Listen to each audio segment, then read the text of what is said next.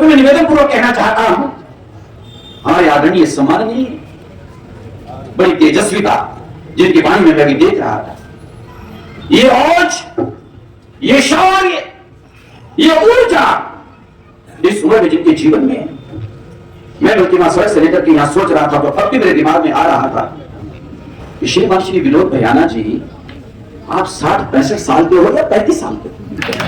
मेरे को ये बात समझ नहीं आ रही। दूसरी बात, मैं लगभग पूरे हरियाणा में जा रहा हूं। कल भी सोनीपत से लेकर के समालखा, पानीपत, घरौंडा, नीलोखेड़ी, करनाल में मुख्यमंत्री के साथ, सैनी जी के साथ था। रात को 12 बजे फ्री हुआ मैं कुरुक्षेत्र में।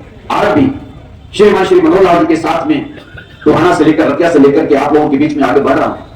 पर जो बात कहना चाहता था, उससे पहले भी हो, फरीदाबाद हो, चलिए छोड़िए, मैं सबका नाम लेना नहीं चाहता, हरियाणा भर में घूम रहा हूं, लेकिन आज बेबाक होकर के बात कहना चाहता हूं, जो करंट मैंने हांसी में आज देखा है, मुझे इससे पहले दिखाई दिया।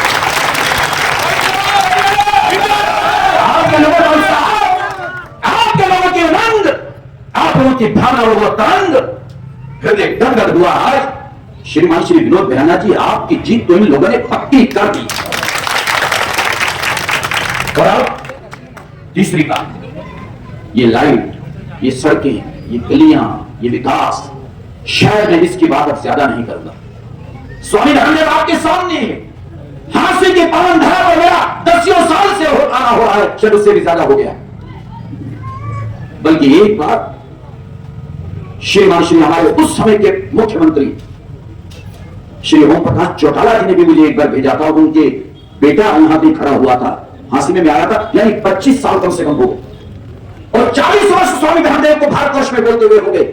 समुद्र पार भी जाकर कभी बात करता हूं, लेकिन मैं निवेदन करना चाहता हूं, स्वामी धर्मदेव को जिन्होंने सुना है उनको पता होगा, राष्ट्रीयता, देश प्रेम, देशभक्ति स्वामी धर्मदेव के रोम रोम में इसी प्रसंग को लेना चाहूंगा और कहना चाहूंगा, मेरी माताओं बहनों सदैव हरियाणा के प्यारे से इस शहर जो ऐतिहासिक नगर हमारा यहाँ के निवासियों वासियों, मैं बड़ी विनम्रता से कहना चाहता हूं, सबको पता है 1947 में देश आजाद हुआ है, लेकिन उससे पहले मैं समझ सकता हूं कि शायद आप में कोई भी ऐसा व्यक्ति नहीं बैठा होगा जो इस बात से अनभिज्ञ हो और तंत्रता की वीडियो में चटी हुई मेरी भारत माता, मेरा ये हिंदुस्तान, मार्ग चमन, ये भारतवर्ष गुलाम, पराधीन, लेकिन 1857 में सबसे पहले यह स्वाधीनता संग्राम प्रारंभ होता है।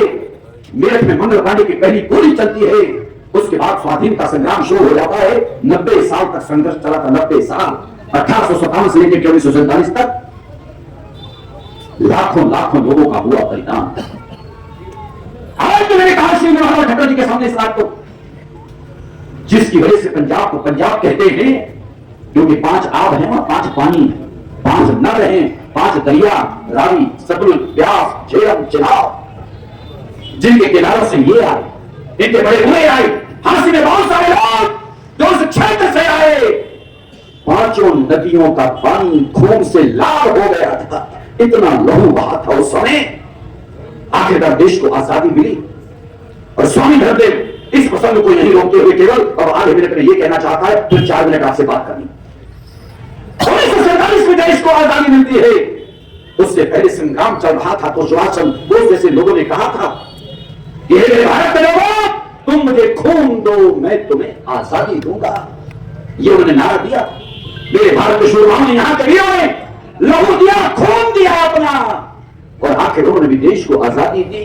अभी गुरुद्वारे दर्शन करके आए, मेरे को सरदार जी भी दिखाई दे रहे हैं। छोटे छोटे बच्चे यहां तो दीवारों में जिंदे चिड़ दिए गए। मेरे इस भारत में धर्म के बलिवेदी पर धर्म की रक्षा करते हुए भाई जोरावर सिंह, भाई फतेह सिंह, भाई अजीत सिंह, भाई जुझार सिंह, 4-4, 5-5 बीड़ियों ने एक साथ तेग बहादुर हिंद की चादर स्वामी धर्म में पुकार दिखा करता है।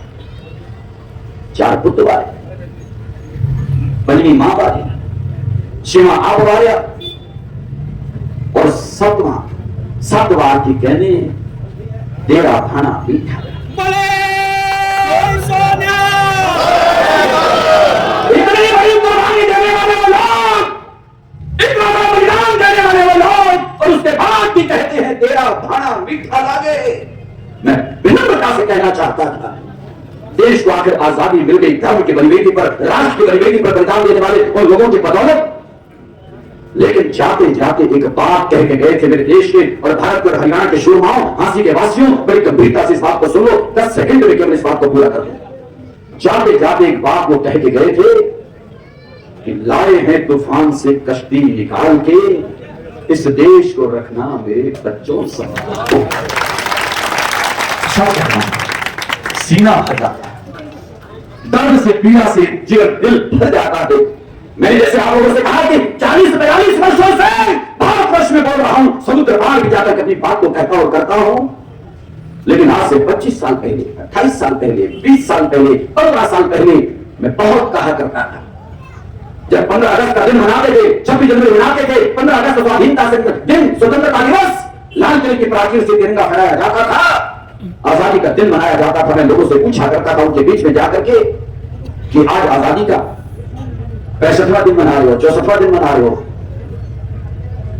52वां दिन मना रहे हो, जो भी दिन आता था मैं कहा करता था क्या इसकी शताब्दी मना पाओगे? क्या आजादी की शताब्दी हम देख पाएंगे? लोगों के पास जवाब नहीं होता था। क्यों? मैं क्यों कहता था इस बात को कि ऐसे ऐसे लोग सत्ता पर काबिज हो गए थे जो बलिदानियों का लहू उसका निरादर हो रहा था। अरे उनके लहू से लाल यहाँ की धरती, उनके खून से 5 नदियों का पानी लाल, लेकिन उनके खून का अपमान, देश गुलामी की ओर जा रहा था। फिर तब मैं लोगों से पूछा करता था क्या इसकी शताब्दी आजादी की मना पाओगे? लोग जवाब नहीं दे पाते। पर आज स्वामी धर्म में फिर कहना चाहता है जो 10 सालों से कहता आ रहा हूं, 2014 में देश को एक वो रत्न मिला, ईश्वरीय दूत बनकर के आया है। सच कहता हूं, उसे सामान्य इंसान न समझ लेना, वो ईश्वर का दूत है, यशस्वी प्रधानमंत्री श्रीमान श्री नरेंद्र मोदी। और आज हम उम्मीद करते हैं कि देश अब सुरक्षित हाथों में है। अरे शताब्दी तो एक क्या, अब आजादी की कई शताब्दियां मनाएंगे, कई शताब्दियां। मेरा ये भारत स्वतंत्र रहे, मेरा भारत आजाद रहे, और उसके लिए क्योंकि लोकतांत्रिक प्रणाली है, सबसे बड़ा लोकतंत्र मेरे भारत का दुनिया में है। यह लोगों को द्वारा चुनकर के नेता आते और उसके अंदर त्याग हो, उसके अंदर वैराग्य हो, उसके अंदर सेवा का भाव हो। जैसे अभी मैं सुन रहा श्री विनोद भयाना जी, मैं तो आपको व्यक्तिगत तौर पर पिछले कई वर्षों से जानता हूं। एक तरफ हो, एक दर्द हो, एक लगन हो कि हमारा जीवन, हमारा रोम रोम इस समाज के लिए, प्रदेश के लिए, राष्ट्र के लिए, लोगों के लिए, अरे अंदर से आवाज आए, वो आती है आपके हृदय से कि हम जिएंगे और मरेंगे है वतन, हमारा जीना मरना होगा तो है मेरे वतन, है मेरे वतन के लोगों, आप लोगों के लिए होगा। ऐसी भावना वाले लोग मेरे इस प्रदेश को, देश को चाहिए। सौभाग्य मेरे हरियाणा प्रदेश का, आपने ठीक कहा। मेरे से 3-4 दिन पहले कुछ पत्रकारों ने पूछा, क्योंकि बरौली आश्रम में आज आपको बताऊं मैं, हरियाणा बनने से पहले 1 नवंबर 1966 से पहले जब महापंजाब था, तो उस समय के भी मुख्यमंत्री प्रताप सिंह गैरों बरौली में आया करते थे। उसके बाद सब आते रहे हैं हरियाणा बनने के बाद भी। उन्होंने पूछा, स्वामी जी आप कभी 47 वर्ष इस लाइन में आए हुए हो गए हैं, बहुत लोगों को आपने देखा होगा, आपकी नजर में कौन सा मुख्यमंत्री आपकी नजर में श्रेष्ठ थे? मैंने नाम लिया, पहला नाम मैंने लिया जिसके दामन पर कोई दाग नहीं है, बेदाग। वह हमारे देश प्रदेश के, जिनको मैं भूतपूर्व नहीं कहता बल्कि अभूतपूर्व, जैसा कोई हुआ नहीं पहले, वह है श्रीमान श्री मनोहर लाल खट्टर, जिनके दामन पर दाग नहीं। कमियां पार्टी में भी हो सकती है, इंसान में भी हो सकती हैं, पर इस बात को शायद जीवन में कभी नहीं भूल पाओगे। ये भारतीय जनता पार्टी में इसके नेता, इनकी 2 खूबियां तो कम से कम है, कम से कम 2, वैसे बहुत है, मैं 2 बता रहा हूं। एक, राष्ट्र प्रेम, राष्ट्र भक्ति सबसे ज्यादा कूट कूट करके अगर भरी है तो इन लोगों में। दूसरा, हिंदू अगर सुरक्षित है भारत का तो इन लोगों की वजह से। उसके बाद अनेक चीजें। और एक बात बताऊं आपको, अभी 3-4 दिन पहले की बात, 3-4 दिन पहले जैसे पत्रकार कई बार घेर लेते हैं, कि स्वामी जी आप तो सब के हो। मैंने कहा बिल्कुल। कि स्वामी जी कभी आपको अगर कांग्रेस वाले मंच पर बुलाएं तो क्या आप जाओगे? मैंने कहा हिम्मत उनके अंदर होनी चाहिए, मैं जा सकता हूं, मैं बोलूंगा। मैंने कहा अपनी विचारधारा को, अपनी भावना को, देश प्रेम को, देशभक्ति को, राष्ट्र के गौरव को, राष्ट्र के सम्मान को, गाय की रक्षा को, गंगा की रक्षा को, ये कुर्सी, ये गीता, ये ये सीता, ये मंदिर, ये देवालय, ये शिवालय, इनके निर्माण को, अयोध्या भवन, उसके उत्थान को और श्री कृष्ण जन्मभूमि बने उसकी बात में उनके मंच पर कहूंगा। अगर हिम्मत हो तो मुझे बुलाएं और मेरी बात सुने। वो नहीं बुलाता क्योंकि उस विचारधारा के है ही नहीं। एक ये भारतीय जनता पार्टी क्यों स्वामी धर्मदेव प्रभावित है? यशस्वी प्रधानमंत्री नरेंद्र मोदी के बाद वर्तमान में, मैं हरियाणा की बात करूं, चुनाव लोकतंत्र का पर्व यहां मनाया जा रहा है। वर्तमान में हमारे वो भी तेजस्वी और बात मैं उनके साथ भी था, एक यशस्वी, एक कर्मी मोदी के रूप में श्रीमान श्री मनोहर लाल जी ने जो अपना उत्तराधिकारी दिया है, नायब सिंह सैनी के रूप में, बहुत अच्छा इंसान है, वास्तव में बहुत अच्छा इंसान है। हर अजीज, सबको गले लगाने वाला, सबको अपनाने वाला, सबकी बात को सुनने वाला। और मैं गाड़ी में था, कोई रतिया की समस्या थी, मैंने फोन मिलाया, बड़ा स्वाभाविक है, इस टाइम पर तो सारे लोग बिजी है। मनोहर लाल जी से बात हुई, सैनी जी को फोन मिलाया, 15 मिनट के बाद उनका फोन वापिस आया, स्वामी जी आदेश। मैंने कहा बिजी थे, मैंने मनोहर लाल जी को फोन करके रतिया उनकी समस्या हो गई है, फतेहाबाद फोन हो चुका है। वो व्यक्ति ऐसा जो हर एक की बात को सुनता है, उनको अपनाता है, गले लगाता है और प्रयास करता है कि किसी तरह से भी लोगों की हर समस्या का समाधान होना चाहिए। लेकिन आइए, जैसा कि मैंने आप लोगों से कहा था, मैं घंटों बोला करता हूं, घंटों, लेकिन अब केवल 2-3 मिनट में बात को समाप्त करना चाहता हूं। आप लोगों से मेरा एक निवेदन है, आज हांसी वासियों, एक निवेदन। मैंने जैसे आप लोगों से कहा कि एक समय था, तुम मुझे खून दो मैं तुम्हें आजादी दूंगा कहने वालों ने कहा था, बोस जैसे लोगों ने लहू दिया, उन्होंने आजादी दी। आज भयाना जी, स्वामी धर्मदेव, खट्टर जी या कोई भी, मेरे बहुत ही प्रिय, मेरे आदरणीय श्रीमान श्री योगी आदित्यनाथ जी, ये ठीक है कि मुझे परसों अलीगढ़ भी जाना पड़ा। योगी आदित्यनाथ ने एक सभा बनाई थी, संगठन बनाया था, विश्व हिंदू महासंघ। एक तो विश्व हिंदू परिषद है, विश्व हिंदू महासंघ। अलीगढ़ में मुझे जाना पड़ा, 100 संत मंच पर थे। तो मैंने उस समय भी परसों अलीगढ़ में कहा, मैंने कहा इस समय हमारे देश मोदी जी से लेकर के विनोद भयाना तक, ये हमारा लहू नहीं मानते, ये हमारा खून। केवल केवल और केवल ना कभी भाले चलाने चलनी है, ना गोलियां चलनी है, ना कोई जंग लड़ना है, ना उसकी आवश्यकता है। इस समय केवल और केवल मेरे भारत के लोग, हरियाणा प्रदेश से बस जब चुनाव आए तो उस समय ईवीएम पर जाकर के कमल का बटन दबाना था। रहना खून नहीं देना पड़ेगा, केवल कमल का बटन। मेरा भारत सुरक्षित रहेगा, प्रदेश का गौरव बढ़ेगा, देश का सम्मान बढ़ेगा। इतना सा काम केवल करना। मैंने बताया ना स्वामी धर्मदेव के सामने, सारे लोग अपने हैं, कोई गैर नहीं, किसी से बैर नहीं, लेकिन राष्ट्रभक्ति कहां है? देश का सम्मान, देश का गौरव, जनता में जनार्दन का रूप देखने वाले लोग कहां हैं? महत्वाकांक्षी और स्वार्थ भावनाओं से ऊपर उठ करके काम करने वाले लोग का आशीर्वाद वही है, वही है। और वो इस समय हम लोगों के बीच में बैठे हैं, मेरे हरियाणा प्रदेश का गौरव। और बस चंद रोज के बाद हरियाणा की विधानसभा में पहुंच करके हरियाणा के यशस्वी मंत्री बनने वाले श्रीमान अभी जैसे कहेंगे ना नरेश यादव जी कि उन्होंने कहा 14 मंत्री बनाएंगे, दूसरे ने कहा 14 बनाएंगे। और मैं सच बता रहा हूं, मैं कितनी जगह हो गया है, कहीं एक जगह भी नहीं कहा भाई ये मंत्री बनेगा, लेकिन आज पहली बार यहां मेरे मुंह से निकला है, और लोग भी। लेकिन मैं पहले किसी व्यक्ति के लिए आज हांसी में आकर कह रहा हूं कि हरियाणा प्रदेश के यशस्वी प्यारे चमकते हुए सितारे एक मंत्री के रूप में हम लोगों के बीच में होंगे। 5 तारीख को उस ईवीएम में चू चू चू की आवाज आनी चाहिए, भर देना ईवीएम को कमल के बटन दबा करके। और जब 8 तारीख को 11 बजे तो डंका बज जाना चाहिए, ढोल बज जाना चाहिए, 11 बजे पता लग जाना चाहिए, पता लग जाना चाहिए कि लोग हरियाणा जीत गए, लोग हरियाणा जीत गए। ये 8 तारीख को दोपहर से पहले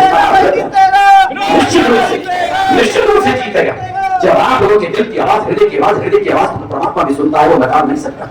इसलिए आज स्वामी धर्मदेव बहुत साधुवाद देता है, अपनी मंगल कामनाएं, सद्भावनाएं, शुभकामनाएं इनके मंगल में सुंदर जीवन के लिए। इनका जीवन तो तब का मार्ग होगा, इनको सुख नहीं मिलेगा, इनको तो बहुत कष्ट उठाना पड़ेगा, बहुत पसीना बहाना पड़ेगा अपनी जनता को सुख पहुंचाने के लिए, इनको इनके दर्द को दूर करने के लिए इनको तो बहुत तकलीफें उठानी पड़ेगी। लेकिन आपके ये काम आएंगे, इनका जीवन काम आएगा और इनकी भावनाएं, इनका जीवन, इनके विचार, इनके कर्म मेरे हाथ के उत्थान के लिए, यहाँ के विकास के लिए आपके बच्चों के उज्जवल भविष्य में समर्पित होंगे। एक बार और एक मिनट बैठा, मैं अभी उधर से जब आ रहा था सिरसा, क्या नाम है अपनी फतेहाबाद साइड से, सच्ची बात है मैं इधर से शायद एक हफ्ते में निकल जाया करता हूँ बाईपास से। मैं उधर से आज शायद कई महीनों के बाद विक्की वासुदेव के घर भी गया सीधा। उधर से मैं पहली बार हांसी, उधर हिसार की तरफ से हांसी में पहली बार आज कई महीनों के बाद मैंने एंटर किया। वहां जो ग्लोबल वो बना हुआ है, लगा हुआ है गीता जो, उसके बाद मैंने जो नजारा देखा, लाइटें, सफाई, कमाल, गदगद हुआ। मैंने कहा हांसी में पहली बार ये चमकता हुआ हांसी को देखा हम, गदगद हुआ है। और मुझे लगता है वो प्रयास आपका ही होगा, आपका ही प्रयास होगा।